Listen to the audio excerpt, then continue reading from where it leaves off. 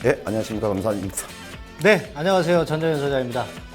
예. 인사하셨습니까? 예, 예. 아, 예. 맞습니다. 예. 네, 오늘도 새 한 주가 이제 시작이 됐습니다. 그래서 여러분들한테 좋은 강의를 저와 금산 전문가님이 오늘도 드리도록 하겠습니다. 자, 오늘 야자 타임인가요? 네. 네, 야자 타임 시작하도록 하겠습니다. 네.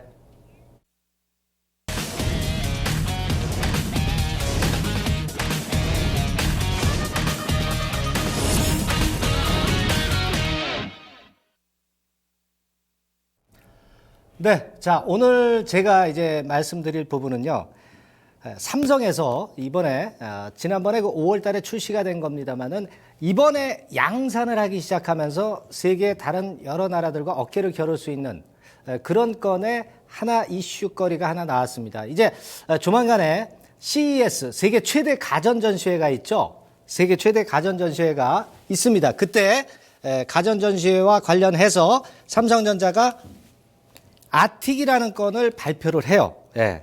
그래서 그 아틱과 관련해서 여러분들한테 한번 말씀을 좀 드리고자 합니다. 예. 아틱 양산이 임박했고 그 건과 관련한 관련주. 네. 이런 부분을 한번 알아보도록 하겠습니다. 네. 자, 우리가 일단 제가 말씀을 드리기 이전에 기사가 하나 나온 게 있어요, 여러분들. 예. 기사 한번 보실까요? 보세요. 삼성전자가 IoT 플랫폼을 내년 초에 양산한다. 네, 그런 건의 재료가 나왔죠. 아까 서두에 제가 잠깐 말씀을 드렸지만은 금년도 5월 달에 이미 출시는 했습니다. 네, 하지만 양산은 아직 안 됐고 좀 개발 단계라고 했을까요? 네, 그러다가 이번에 1월 6일부터 내년 초 1월 6일부터 9일까지 개최가 되는 CES에서 이 아틱을 발표를 합니다. 왜 제가 그 중에서 아틱을 선정을 했냐면요. 뭐 여러 가지 OLED 건이라든가 아틱이라든가 무인차라든가 여러 가지가 있습니다. 근데 삼성전자에서 기조 연설로 맨 처음에 강조를 해서 출발하는 것이 바로 IoT의 이 바로 아틱이거든요. 예. 그래서 이 부분이 그만큼 삼성전자에서 강조를 하는 부분이기 때문에 이 부분을 말씀을 드리고자 합니다. 자, 아틱이라는 게 뭐냐? 이렇게 생겼어요. 이렇게 생겼습니다. 무슨 어떤 기판 같죠? 컴퓨터의 이제 프로세서 칩과 같은 역할을 하는 것이 바로 이 아틱입니다. 이 아틱인데, 이 아틱이 그렇다면 어떤 식으로 전개가 되나 한번 보도록 하겠습니다. 자, 이게 아틱의 그 상징적인 그림이에요. 네, 아틱 상징적인 그림 잠깐 보시고요. 아틱이란 개념을 일단 뭐 먼저 알고 가셔야 될 것 같아요. 간단히 말씀드리면, 쉽게 설명을 드리면 플랫폼이라고 보시면 될 것 같습니다. 플랫폼. 네. 사물 인터넷을 그 장착시키기 위한 하나의 플랫폼으로 생각하실 수 있는 것이 바로 이 아틱이다. 이런 측면입니다. 이 아틱은요, 컴퓨터로 따지면 이제 그 프로세서 칩 있죠. 프로세서 칩과 같은 역할을 하는 것이 바로 이 아틱이다. AP라고 하죠. 근데 여러분들이 이걸 잘 생각하셔야 돼요. 스타트업 기업 그 스마트싱즈를 삼성전자에서 인수를 했습니다. 스타트업 기업을 인수를 해서 삼성전자에서 히트를 안 친 것이 여태까지 없어요. 뭐 예를 든다면은 예전에 그 얼마 전에 나왔던 그 카드 건과 관련한 부분들도 전부 이제 이 건에 상관이 되는 겁니다. 그죠? 네. 그리고 IoT라고 하는 이 아틱은 크기는 이제 무당벌레만 해요. 무당벌레만 하고 전력이 아주 적게 들어가고 타이젠 OS 들어보셨죠? 타이젠 OS를 이 아틱 위에 얹혀서 그 성능을 발휘하는 그런 건이 되겠습니다. 예. 자, 그래서 아틱 아까 잠깐 봤습니다만 이렇게 세 가지 종류가 있어요. 아틱 1, 아틱 5, 아틱 10이 있는데 아틱 1 같은 경우는 굉장히 초소형이죠. 손톱 크기만 하고 무당벌레 정도만 하다. 이렇게 제가 말씀을 드렸어요. 그리고 아틱 5 같은 경우는 그거보다 조금 크고 근데 아틱 1 같은 경우는 되게 냉장고나 TV나 가전 이런 쪽에 많이 사용을 하고요. 아틱 5와 아틱 10은요. 그 다음에 설명이 나와 있죠. 아틱 5 같은 경우는 스마트워치. 웨어러블 기기에 주로 많이 장착이 돼서 쓰는 것이고 그리고 아틱 10 같은 경우는 드론 있죠. 드론. 드론이나 고화질 비디오 애플리케이션 같은데 사용할 수 있는 것이 바로 이 아틱이다. 이렇게 보시면 되겠습니다. 네. 그래서 우리가 이제 그만큼 IoT에서 강조하는 것이 지금 현재 아틱인데 사실 그 3D 프린터 있죠. 3D 프린터 같은 경우는 내년도에 차세대 먹거리로 생각하지 않고 있고요. 드론하고 IoT 정도만 지금 현재 삼성전자에서는 차세대 먹거리로 생각을 하고 있는 부분입니다. 그만큼 지금 현재의 그 아틱이라는 거는 중요도가 그만큼 크다. 이 부분을 우리가 알 수 있는 부분이라고 할 수 있겠고요. 당장 사업화가 가능한 그런 부분이라고 보시면 될 것 같습니다. 예. 자, 이 경쟁자 제품들도 좀 있죠. 경쟁자 제품들도 있어요. 뭐 인텔도 있고, 인텔 같은 경우는 에디슨이라는 게 있어요. 그래서 플랫폼 비슷한데 500원짜리 동전만 하죠. 근데 아까 잠깐 보셨지만은 제가 말씀을 드렸지만은 손톱 크기만한 것이 바로 이 아틱이라고 말씀을 드렸잖아요. 그 다음 그림에서 비교가 나오죠. 인텔 같은 경우는 좀 크죠.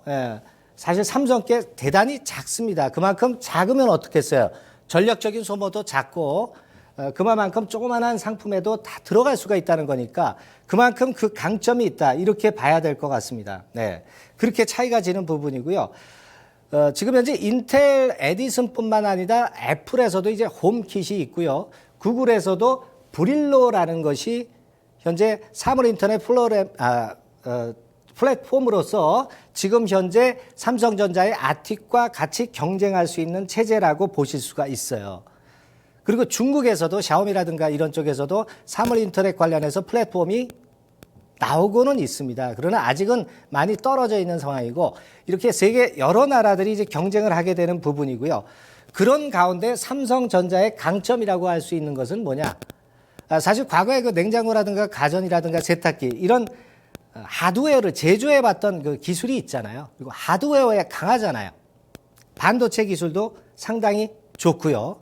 그런 측면에서 삼성전자는 강점이 있기 때문에 아틱 같은 경우도 이번에 성공 가능성이 상당히 높다. 반면에 이제 구글 같은 경우는 물론 이제 10억 명 이상이라는 그 바운더리가 굉장히 넓기 때문에 그만큼 범용성 측면에서는 구글이 위쪽에 있다 이렇게 볼 수는 있지만 사실 실패한 경험들이 있고 그러한 마이너스적인 측면들이 있다. 그리고 전력, 핵심 인력이 좀 누수되는 측면들이 좀 구글은 좀 있습니다. 이탈자가 좀 있다는 얘기죠. 그런 측면에서 구글이 삼성전자보다 더 못할 개연성도 있다는 부분, 네, 이 부분도 우리가 체킹하실 수가 있습니다. 예. 그래서 아까 제가 잠깐 말씀을 드렸지만은 결국 스타트업 기업들을 인수를 해가지고 성공을 삼성전자가 안 한 예가 없다 이렇게 말씀을 드렸잖아요. 스마트싱스를 삼성전자에서 결국 스타트업 기업을 인수를 하면서 그 건으로 아틱을 키워보자는 거죠. 자, 이 부분입니다. 그래서 다음 페이지에서 제가 이제 말씀을 좀 드리는데요. 삼성전자가 최근에 M&A 스타트업 기업을 해서 성공을 안 한 얘기가 없습니다. 아까 잠깐 말씀을 드렸지만은 예전에 그 상업용 LED 디스플레이 예스코 일렉트로닉스를 인수를 해서 디지털 사이니지를 육성하려고 그러죠. 근데 이거는 아직 현실화는 안 됐습니다. 현실화는 안 됐지만은 이번에 8월 달에 스마트싱스 이것을 인수함으로써 결국 성공 개연성이 있다는 거죠. 과거에 그 잘 아시겠습니다만은 삼성페이 같은 경우가 크게 성공한 것이 제대로 된 스타트업 기업을 인수를 했기 때문에 결국 그것으로서 이제 비롯이 된 것이거든요. 그러니까 이런 측면에서 보면은 스타트업 기업 괜찮은 측면을 인수를 하는 것, 이 자체는 앞으로 이 사업에 삼성전자가 심혈을 기울여서 긍정적인 결과를 유도할 수 있다는 것을 나타내는 부분이다. 이 측면을 좀 강조를 드리고 싶은 겁니다. 예. 그렇게 좀 말씀을 드리고요. 자, 그렇게 본다면 이제 여러분들이 제일 궁금한 게 이제 관련주일 거예요. 관련주. 관련주 같은 경우가 뭐가 있을까? 제가 볼 때는 뭐 조금은 이제 처진 중소기업이긴 하지만 그 건과 제일 관련이 깊은 것은 바로 엔테스입니다. 예. 예전에도 사물 인터넷 관련해서 크게 시세를 냈던 것이 바로 이 엔테스죠. 과거에 그 SK텔레콤의 플랫폼을 납품을 한 기록이 있는 것이 유일한 업체가 바로 이 엔텔스라는 거예요. 과거에도 대장주로서 큰 시세를 냈던 그런 기억이 있고요. 그리고 매출 비중 같은 경우도 플랫폼 쪽에서 30% 매출 비중을 가지고 있는 것이 바로 이 엔텔스다라는 거죠. 예. 이런 측면에서 엔텔스가 좀 탑픽 종목이 저는 아니겠느냐 이렇게 보여지고요. 지금 이제 차트 흐름 같은 경우도 보면은 나중에 이제 다른 종목도 제가 설명을 해드리겠지만 상당히 밑에서 견고하게 바닥이 다져지고 있죠. 마침 오늘 제가 이걸 갖고 나왔는데 이 원고는 사실 어젯밤에 썼습니다. 근데 말씀을 드리려다 보니까 오늘 벌써 눈치채고 급등을 했더라고요. 오늘 한 6 내지 한 7% 정도 시세를 이미 냈습니다. 그리고 부채 비율 같은 경우도 보니까 한 30% 정도예요. 물론 순이익은 아직 제대로 못 내고 있습니다만은 재무적으로는 그렇게 크게 결격 사유는 없다. 그렇다면 이런 강소기업들은 관심을 가져보실 필요가 있다는 거고요. 그 다음 관련되는 종목은 S넷이죠. S넷은 왜 관심을 가져볼 수 있느냐. 삼성전자에서 분사한 것이 바로 S넷이다라는 얘기죠. 그만큼 일을 어떻게 많이 주겠죠. 네, 일을 많이 줄 겁니다. 그런 측면에서 강점이 있는 것이고 FMC방을 삼성전자에 이미 구축한 상황. 근데 차트를 보니까 조금은 좀 아쉽습니다. 차트가 좀 깨져서 흘러내리고 있죠. 이런 정도 상황에서 아마 강력한 장대 항봉 하나 나오면 그때가 저는 매수 타이밍으로 좀 볼 수 있다. 그렇게 좀 보고 싶어요. 과거에는 S넷 같은 경우가 더 크게 움직였었던 적이 있었어요. 엔텔스보다. 그러니까 이것은 다크호스 정도로 보시면 되겠고요. 자, 그 다음 종목으로는 코콤이죠. 코콤. 스마트홈의 대표주자. 다 좋아요. 뭐 사물인터넷 치고 나갈 때 스마트홈 대표주자인 코콤이 시세를 냈습니다. 하지만 아직은 차트상으로는 약간 부족하죠. 매기가 아직 붙지는 못하고 있어요. 근데 1월 6일부터 사물인터넷 관련해서 CES 2016이 개최가 된다고 한다면 언젠가 한번 시동을 걸 가능성은 있는 다크호스 정도로 말씀드릴게요. 자, 그 다음에 말씀드릴 수 있는 게 MDS 테크죠. 사실 MDS 테크는 이게 무인차, 자율주행차 있죠. 그 건도 관련이 있고 아티건과도 관련이 있습니다. 인베디드가 뭡니까? 결국 하드웨어를 조정하기 위해서는 소프트웨어가 필요한 겁니다. 그게 바로 인베디드 소프트웨어라는 거죠. 국내 인베디드 소프트웨어 분야에서 압도적 1위 기업.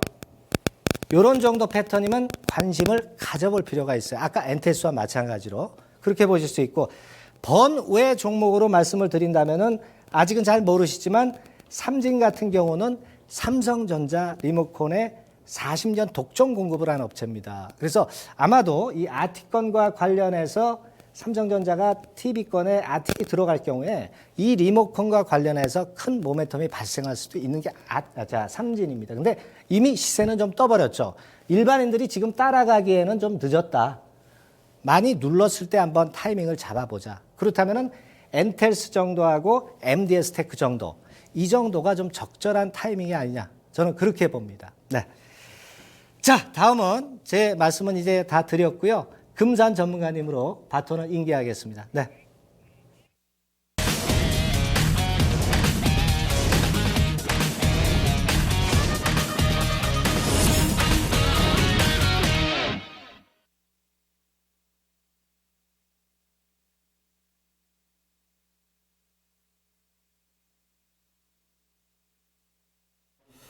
예, 제가 이제 두 번째로 제가 강의를 하게 됐네요. 저는 오늘 주제가 제가 이제 하나 케미칼에 대한 이야기를 해드리고자 합니다. 먼저 앞서서 지금 시장을 여러분들이 보실 때 어떻게 보셔야 되냐면 지금은 지수의 흐름과 상관없이 미시적인 그런 측면에서 종목을 선정을 해야 된다. 좀 어렵죠? 그러니까 미시적이라는 말이 도대체 무슨 말일까? 제가 예를 들어서요. 하나의 제품이 나왔을 때 미시적인 분석이라는 것은 여러분들 지금 주식하시면서 여러분들은 어떤 분석을 하는가? 그러니까 미시적인 분석을 할 줄 알아야 된다는 거죠. 그 이야기가 무슨 이야기냐면요. 생산자의 행동과 소비자의 행동을 거슬러 올라가서 분석을 할 줄 알아야 된다. 쉽게 말씀을 드리면 예? 최대 이윤을 얻으려고 하는 생산자와 여러분들 최대 만족을 이루려고 하는 소비자의 행동을 거슬러 올라가서 분석을 해야만이 여러분들 이 시장에서 살아남을 수가 있다.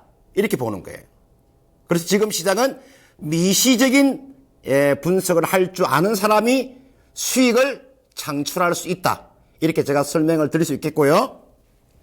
자, 지금 하나케미칼이 잘 나가는 이유는 도대체 무엇인가? 1월 2일 날 하나케미칼의 주가가 11,350원짜리였습니다. 오늘 12월 7일 날 오늘 하나케미칼의 주가가 얼마인 줄 아십니까? 26,000원입니다. 그러면 1년 동안에 지금 올라온 게 몇 퍼센트 상승을 했냐면 정확하게 128%의 상승세가 지금 나오고 있습니다. 그러면 하나케미칼이 잘 나가는 이유를 제가 한번 조목조목 한번 설명을 드리도록 하겠습니다. 하나케미칼의 가장 중요한 핵심 포인트 두 가지입니다. 첫 번째, 하나큐셀.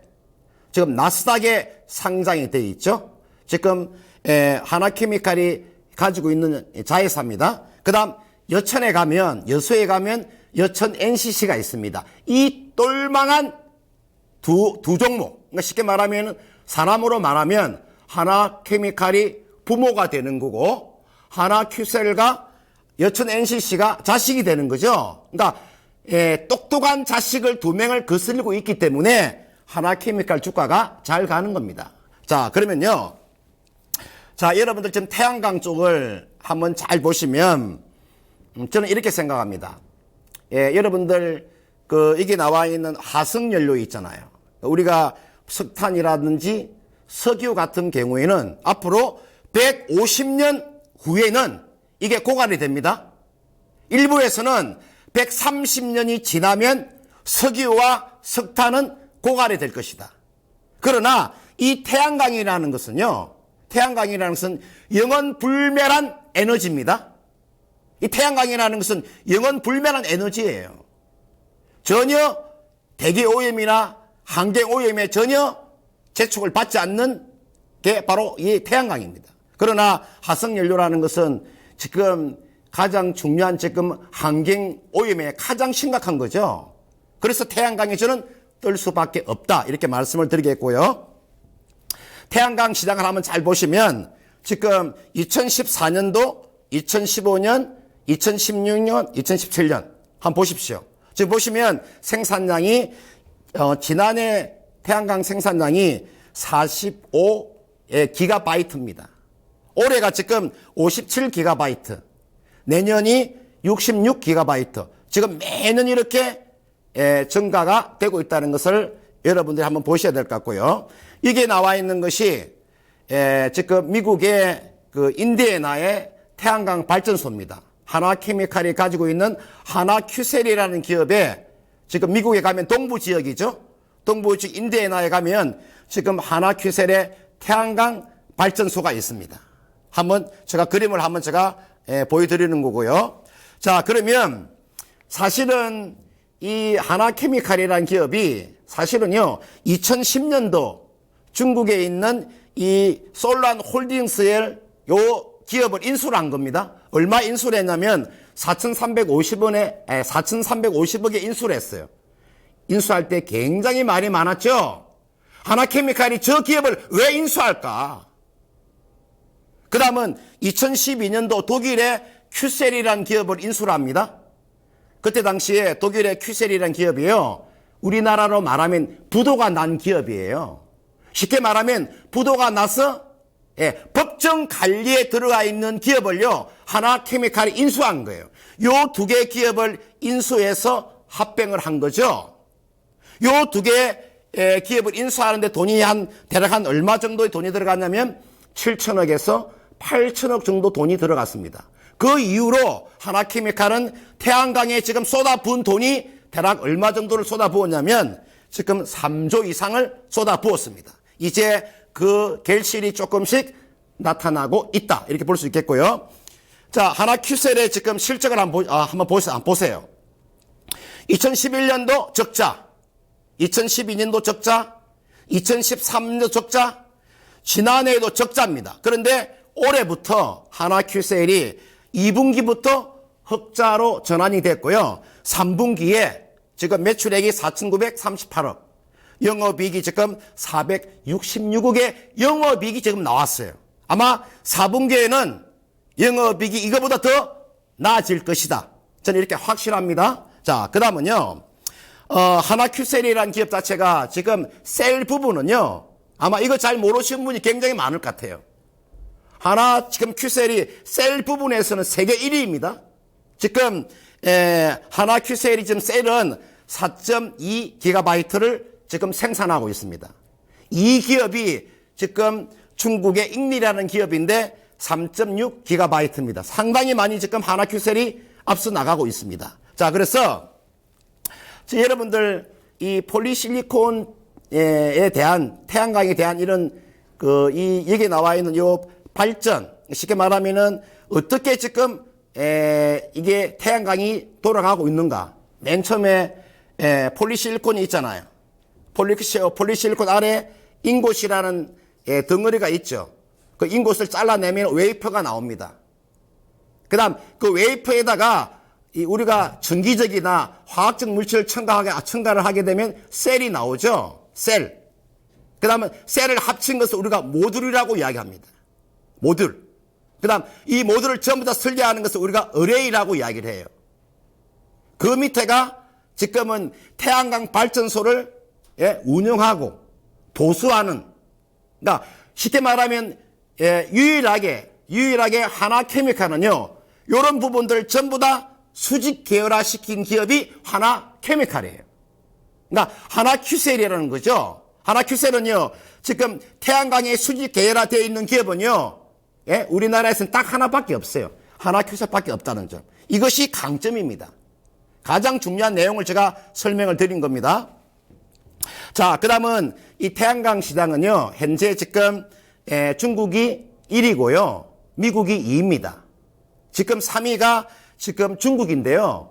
인도인데, 인도 같은 경우에는, 이게 나와 이 태양 규모가 1%에 불과합니다. 가장 성장률이 많이 나올 수 있는 국가가 인도예요. 이미 하나큐셀은 인도를 진출한 겁니다. 그러니까 제가 봤을 때 지금 이 하나케미칼에서 가장 지금 중요한 역할을 하고 있는 게 저는 하나큐셀이라고 봐요. 이 하나큐셀은 누가 선두지휘를 하고 있냐면, 지금 김성현 회장의 첫째 아들이 김동관입니다. 김동관이가 하나큐셀을 이끌어가고 있습니다. 큰아들이 이끌어가고 있는 거예요. 요 김동관이라는 이 큰아들은 미국 하버드 대학을 나와가지고요, 이 태양광 쪽에 이게 다 한마디로 말하면 목숨을 걸고 있는 게 김동관이에요. 김성영의 첫째 아들이요, 요 선두 지휘를 하고 있는 거예요. 돈이 어디로 많이 쏠리느냐? 기업의 이미지가요, 전부 다 하나큐셀, 태양광 쪽으로 몰리고 있다. 이렇게 보는 거고요. 자, 그 다음은 보통 우리가 유가하고 태양광을 많이 상관계수를 많이 보시는데 사실은요, 요 유가하고 태양광하고는 사실은 관련성이 별로 없어요. 저는 그렇게 봅니다. 그러니까 이 석유를 가지고 전력을 일으키는 것은 불과 3%에 불과합니다. 유가와 태양광은 여러분들의 상식을 뛰어넘은 생각을 해보시면 관련성이 거의 없어요. 저는 그렇게 보는 거고요. 자, 그 다음은 두 번째로 여수에 가면요, 여수에 여천 NCC라는 기업이 있습니다. 이거 나프타 분해 시설하는 기업인데, 이 기업이 턴어라운드를 하고 있습니다. 이 여천 NCC가 지금 턴어라운드 하고 있어요. 이 기업이요, 지금 3분기까지 누적 매출액이 3조 5천억 가까이 되고요, 그 다음 영업이익이 2,612억 정도 돼요.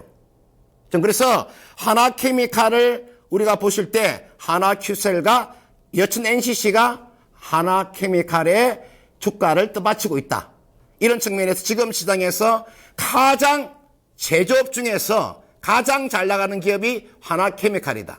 그래서 하나케미칼은 여러분들이 조정을 딱 받으면 예를 들어서 한 20일 이평선이나 이 정도 내려오면 매수하셔도 무리가 없다. 이렇게 말씀을 드리고 싶습니다. 자, 이제 그 1부가요, 예, 끝나고요, 예, 조금 쉬었다가 2부, 예, 종목 진단으로 들어가도록 하겠습니다. 고맙습니다.